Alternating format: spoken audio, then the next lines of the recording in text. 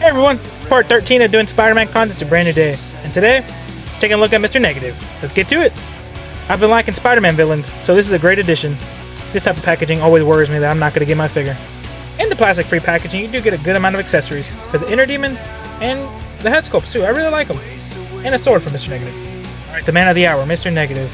I will say, I'm kind of disappointed with him, not gonna lie. I would have liked that Mr. Negative was more articulated, but he only wore a suit in the game, so there's not much I can say about it.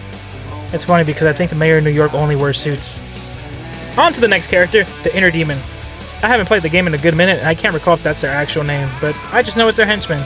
And same thing, he's not that articulated, kinda sucks, but I mean, I'm not gonna complain more about it.